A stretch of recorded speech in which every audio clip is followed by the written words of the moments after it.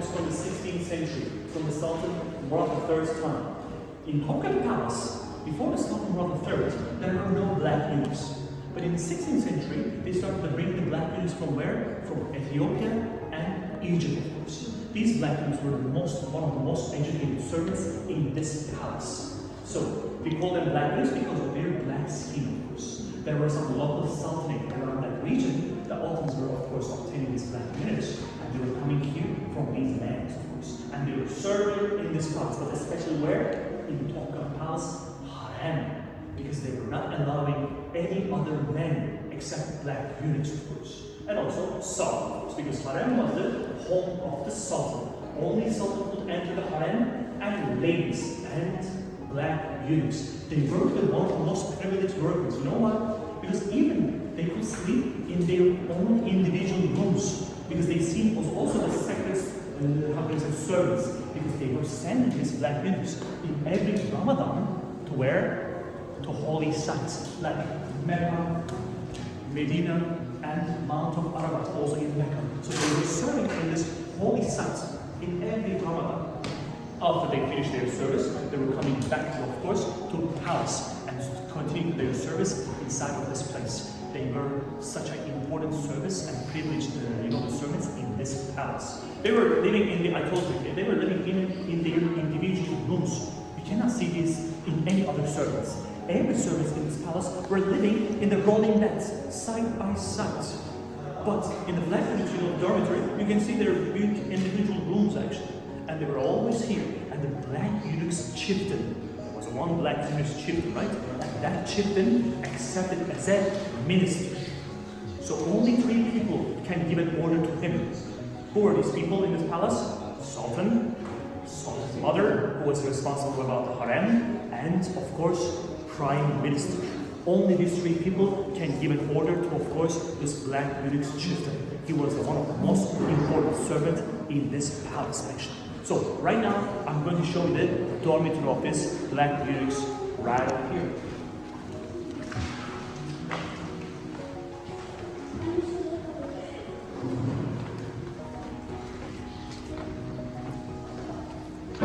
First of all, you can see some individual rooms right over here, but you cannot see the black eunuch over here. You can see one of my favorite guys over here. Look at this side. He's standing on the right corner. He's a funny guy. He's not looking black. Who's that person? He's a palace midget. There were some palace midgets that you can see on the right corner. Look, he's just praying there, right? So there were several palace midgets in this palace, serving for the Sultan, cracking sometimes some jokes, but also helping the educations of the Sultan's sons. They were not like a jester. They were just being a mentor for these kids, of course. They were because such an intellectual people. But why we can see him in the black eunuch's dormitory? Because don't forget, dormitories of the black eunuchs were dormitory during the night. They were sleeping there, right? But during the day, they were just tidying these rooms and turning these rooms into a living rooms that people could spend at their times. There's a one black eunuch over here. He's chilling, like always, right over here. Look, I mean, it's a very dark room. He's smoking shisha right there. Soon they are going to enlight these rooms, okay? On the right, you can see. He's smoking his pipe. Because I told you, during the regular times, it was a living room. So, the thing is, eunuchs means, as I told you, the castrated males. Unlike the white eunuchs. Say that one more time, they were what? Eunuchs is a castrated people, right? Unlike the white eunuchs, they were castrating the black eunuchs in much more later ages. Why? Because these men need power and muscles. If you castrate them in very younger ages, they cannot grow that muscles, right?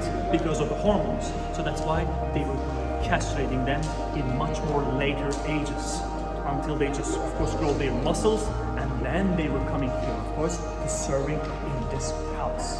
And this is their beautiful dormitory. And this room over there, and that is a room of midgets, where they were living actually, and that is their little dormitory. So, let me show the black eunuch's chieftain room, right over here.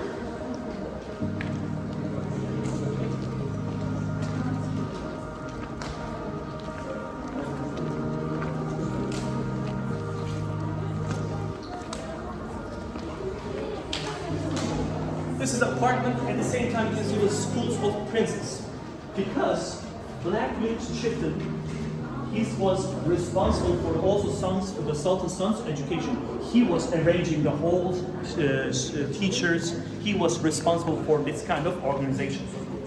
Then kids were taking education in this palace, and Black Eunuch chieftain was arranging all of these things. The thing is, they were sometimes calling very important, very famous, what they call teachers to teach these kind of important lessons, lectures to these Sultan princes. But of course, until some certain ages, the Sultan's sons were standing here, staying in this, living in this palace.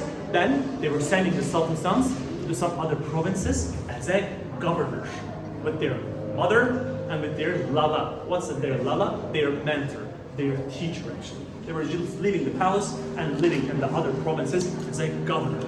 But before that, they were taking educations in this kind of part. These rooms are still under restoration. And my favorite Black Eunuch, he is here, and he is still doing his duty. No.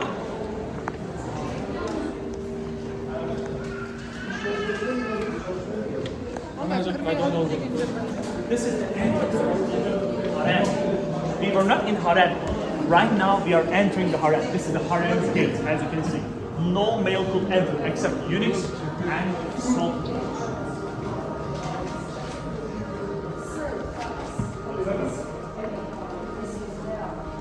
This is my favorite guy. Look. One of the bodyguard, like a bodyguard actually. This Black Eunuch was guarding this post against the enemies. No, I told you, there are thousands of bodyguards at the outside. Golden Gilded guards, Janissary guards, there are lots of them. But this guard, just guarding this post, not against the enemies, against the other servants. You know why? Every day, some kitchen workers were coming here from kitchen to deliver the foods to where? They were delivering the foods to right here, to these marble tables. Can you see that? They were delivering the food to these marble tables under the watch of these guys. These guys were watching the servants when they were doing their duty, of course, in case of anyone sneaks inside of the girls' room, right? So they were sneaking, they were just watching them, and after everyone just done their job, they finished their duty, they were all going out and shutting the gate. After they shut the gate, the Black Eunuch was knocking the gate 3 times, and the ladies were coming here, taking these foods to their own rooms.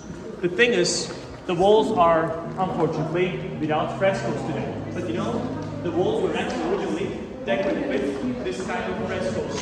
But the frescoes are gone because this palace served the Ottoman Sultans for 400 years, right? But after they left this palace, they neglected this palace. And after they neglected this palace, what happens? They did not replace with,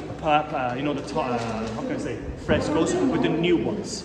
So that's why we can only see some survived ones right now, today. You can see gold. They were carrying the foods with these trays, like you can see, like in this picture. I'll show you. This is the guy. We call them tablakars. You see that?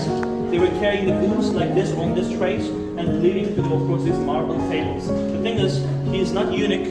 There's a facial hair. Can you see the facial hair? There's a mustache, the classical Turkish mustache. If you see that kind of facial hair, that means that person is not eunuch. For the eunuchs, facial hair is completely forbidden.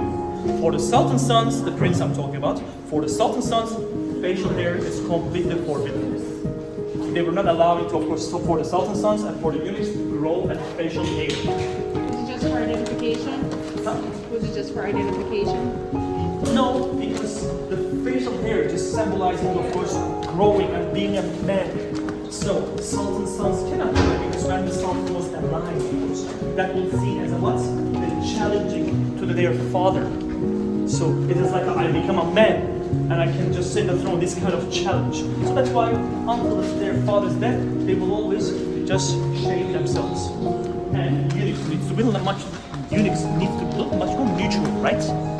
Not men, not women, much more neutral, but of course what? With the cutting the hair.